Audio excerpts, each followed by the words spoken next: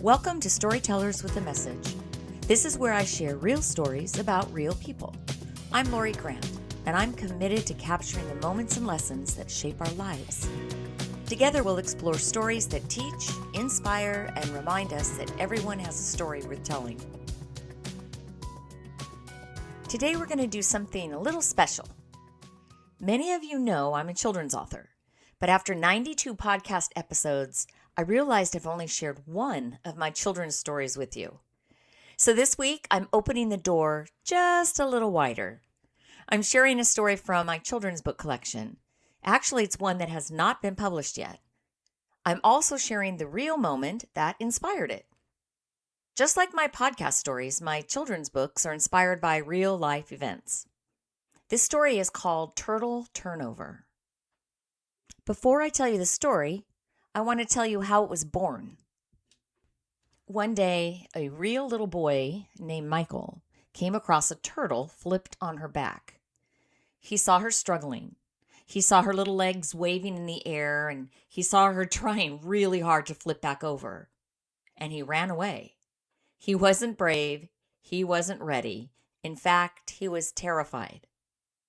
He didn't know what to do, so he did nothing. But that moment stayed with him. And when he told me the story, I had to capture it.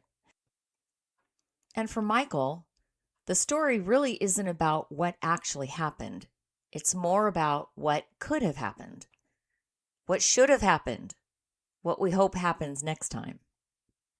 And that's how Turtle Turnover was born. So now I'd love to share the story with you, just as I wrote it, just as it lives in my children's book collection. Here we go.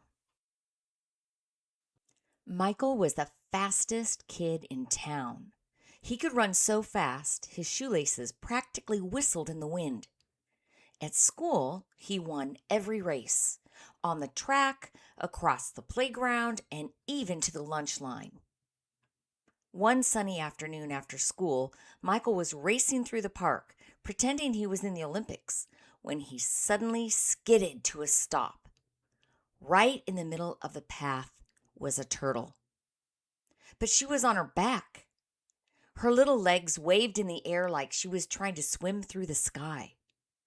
Michael leaned in. "Whoa, are you okay?" he asked. The turtle just wiggled and rocked. She was stuck. Michael took a small step closer, then another, but he was afraid to get too close.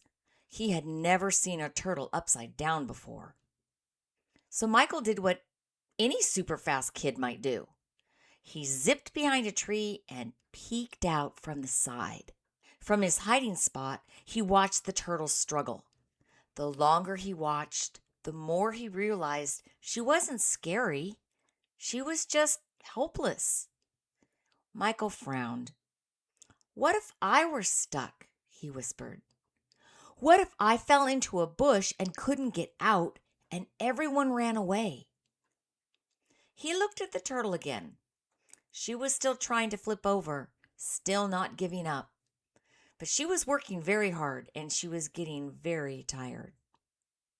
Michael was still nervous, but he took a deep breath. "Okay," he whispered to himself. "I've got this." He stepped out from behind the tree. Slowly and carefully, he knelt down next to the turtle and said softly, "Hi, I'm Michael. I'm here to help." He gently placed his hands on her shell. "All right, little buddy," he said, "let's get you turned over." Michael slowly picked up the turtle and carefully placed her back on her feet. "There you go," he said with a smile. The turtle blinked, stretched her legs, and gazed up at Michael with warm, gentle eyes. She paused for a moment, like she was saying thank you without words. Then, with quiet determination, she took a slow, steady step into the grass. Michael stood up, feeling taller than ever. He hadn't just run fast today. He'd also done something kind. And he'd done something brave. As he jogged home, he imagined the turtle telling her turtle friends, "You'll never believe it. A human helped me, and he was faster than a squirrel on roller skates. Michael laughed at the thought. He used to think being brave meant doing something big. But today, he learned that sometimes being brave means helping someone, even when you're a little scared. And with that, he picked up speed and raced the wind all the way home. The end. So here's my message. I love this story because it shows how courage can grow from compassion. The real Michael wasn't ready to be brave, but the story Michael was. And that's the magic of children's books. They let us rewrite moments so children can see the version of themselves they could be. Sometimes bravery is bold and loud, and often it's gentle and quiet. It can be as simple as choosing kindness when you feel unsure. We all have moments like this, moments where we feel nervous or uncertain, moments where helping feels uncomfortable, but important.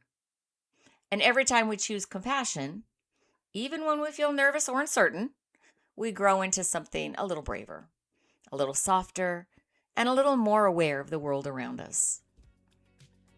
So because this story is unpublished, still living quietly in my creative world, sharing it with you today is my way of saying thank you. Thank you for listening. Thank you for showing up each week. Thank you for being a part of this little corner of gentle storytelling. I would love to hear your thoughts. Leave a comment or send me a message or reach out to me on social media to Kelbecca Books. Your feedback helps me decide which stories might be ready for the world someday. Thank you for being a part of Storytellers with a Message. It is a privilege to share these stories with you. This has been Storytellers with a Message. If you enjoyed the show, please hit the subscribe button and leave a review on your favorite podcast app. It truly helps others find the podcast. And if you have a story to tell, I would love to hear from you. You can email me at storytellerswithamessage@gmail.com. To explore my children's books or learn more about my work, visit www.loridgrant.com. Until next time, I'm Lori, wishing you joy and peace.